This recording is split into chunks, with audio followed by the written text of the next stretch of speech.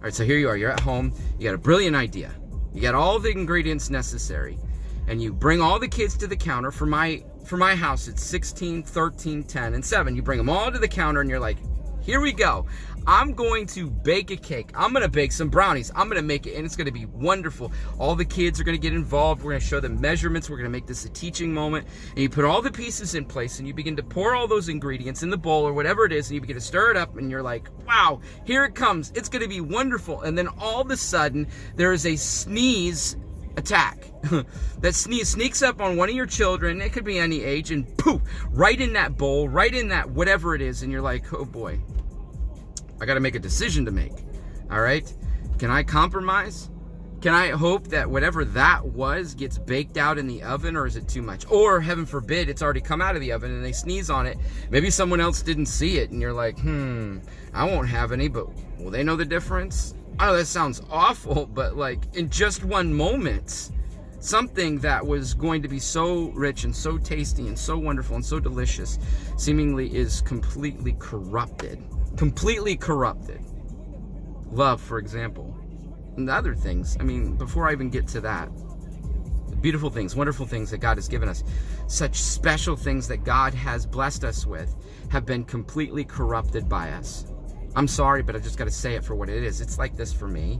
It's like this for you. It's like this for your experiences, your relationships, your friendships, your family relationships, your church experiences, you know, your spouses, your significant others.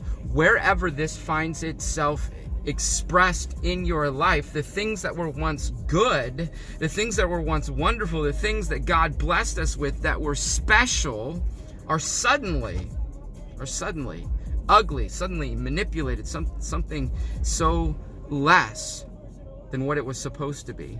Love, okay? Love has been distorted. Love has been distorted. It has been corrupted by the world. I'm sorry, I'm just going to say it for what it is. Some of us, we have corrupted love because we have made it conditional. And we have said to others, our spouse, our children, our parents, our whatever working relationships, our church, our workplace, that I will care, I will give this based on this condition. Jesus doesn't operate like that. His love is unconditional. In Romans 8:28, it talks about like heaven and hell. It talks about, you know, all these different things like darkness and everything that has the potential to be destructive towards our relationship with God. And it has no power, has no ability to sever, to separate, to break apart that love that God has through us, through his son, Jesus. You see, Jesus came into the world to set us free. Jesus came and stepped on this earth with the sole purpose of bringing you freedom and release of the burden.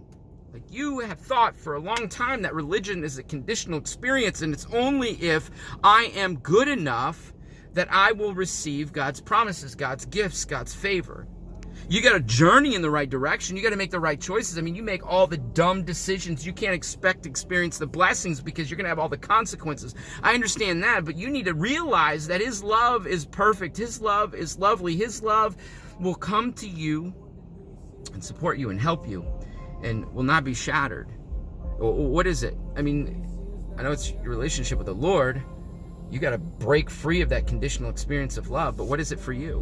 What is it for you? What has corrupted the view of love? Because it is so damaging. It is so damaging. In light of what's happening in our society right now, in light of social injustice, in light of the need for justice, in light of the manipulated views of the police force, in light of the manipulated views of those of a different race or a different color, in light of the manipulated views of any socioeconomical position someone finds themselves in, we've got to recognize that love is powerful, love is potent, love changes things. In the society so filled with fear and rage and hate, we need to allow the true definition of love to break through. We need to push through. We need to be not passive, but passionate about expressing real love, true love, unconditional love in a world that has corrupted it. Don't let